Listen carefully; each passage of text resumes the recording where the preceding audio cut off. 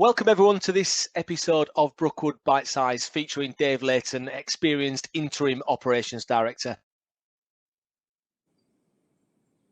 Joining us, do you want to give a quick introduction to yourself and tell us a bit about your background? Yeah, thanks, Alistair. So I've been an interim manager for 10 years now. I enjoy the variety around the interim life. Before that, predominantly logistics based. So my history in my career was working for the big corporate logistics businesses. And since then, through my interim careers, more diverted through private equity businesses, still remaining within logistics and manufacturing, but focus on the private equity groups. Okay, very good. So what I'm keen to tap into today, Dave, is just more about kind of operational situations in this current climate. And I suppose my first point to you, which I'd like to get your thoughts on, is how are businesses adapting to the current climate from an operational perspective? That's an interesting question, Alistair. So I think most businesses have really had to turn them their heads. You know, even the retailers, whilst they're doing more of the same, they're doing much more of the same. You know, we've heard talk on the news of, you know, it's like 3 times Christmas, but for a longer, So, you know, a lot of businesses have turned their hands to other activities. We see car manufacturers and vacuum manufacturers making ventilators. You know, we see high-end clothing manufacturers manufacturing gowns and masks for the NHS and care workers.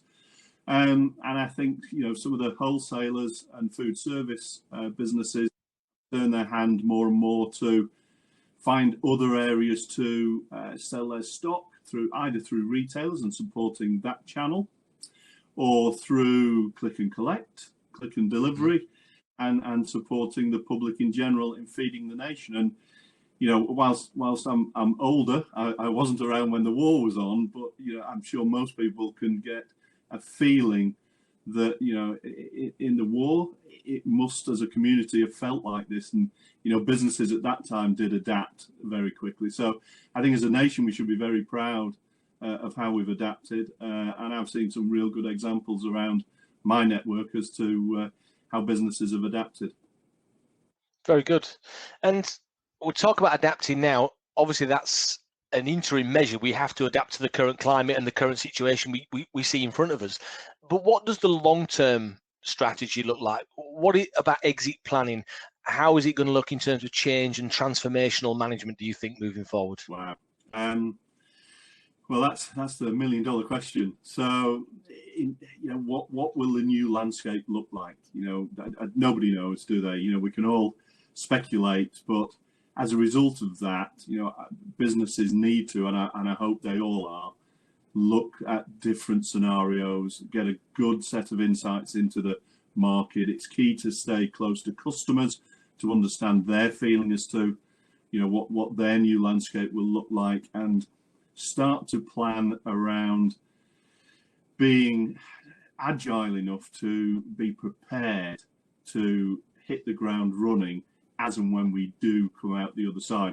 Clearly, I think we're all expecting a phased unlocking down. So, you know, we need, it's all about being agile. It's all about being close to customers. It's about being brave, I think, as well, you know, because this will be a very different landscape in many, many worlds. You know, so, you know, if you think about the online retailers, they must be, you know, you know, I'm not saying they're profiteering, because I don't think they are, but, you know, they will have rocketed in terms of their activity. So they're doing more of the same. But other businesses, it will be very different, and they need to be prepared for that, and they need to be thinking about it now.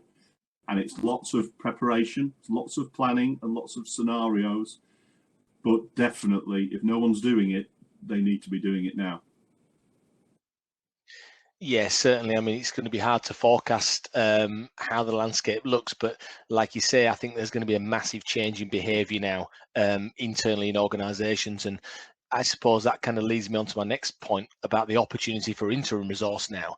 As businesses go through change, they tend to look for external consultants and an external kind of resource to help them with that change and transformation. I feel it's going to create a big opportunity now for the interim market, particularly in this supply chain space. Yeah, that's going to be a difficult decision for business leaders, because they'll inevitably be coming out of this bruised financially, and instinctively would not look to be investing in support, I would have thought. I think, however, those that have got the good foresight will see an opportunity to bring in support. And the reason I'm saying that is, lots of businesses operate very well. And prior to all this, they had good management teams that could run their business day to day and adapt to new ways of working that were planned and structured. This is going to be very different. When we come out the other side, businesses will have to operate differently. They will have to operate differently in a quick manner. And there's a risk that their management teams will be battle weary. They'll have come out of having to have reacted a hell of a lot to, all the changes that we've all gone through. And they'll probably take a bit of a sigh of relief when really we need them to be stepping up, facing into it and leaning into the challenge. So I think businesses would do well to investigate bringing in support, short-term support, to be able to lead their management teams to the new world in a safe environment. Whilst most good interims, they keep their eye on the final objective, get there quickly, can help support teams to get there, and then hand over the day-to-day running when they're at the new world operating format to the management team. The risk of not doing that means management teams will inevitably revert to type, and the journey to the new world will just be delayed doing that way. And those companies that end up in that position may not last. Yeah. Okay, brilliant. I mean, that's really insightful information, obviously, from a really experienced operations director, Dave. So thank you for your insight. It's been really refreshing at the coal face, rolling their sleeves up and meeting this challenge, and actually can still foresee what that looks like. One final question from me, which I'm asking to everybody. It's away from work. So outside of work, what's the one thing you've done most during this lockdown period? Crikey, I'm going to answer that in two ways, actually. The one thing I've done least, and people who know me would be surprised it's not particularly bothered me, is a few pints down my local. And I find it surprising that hasn't bothered me. In that way, I'm looking forward to when we open up again, how my life will look then. But the one thing I've done quite a bit of is walking.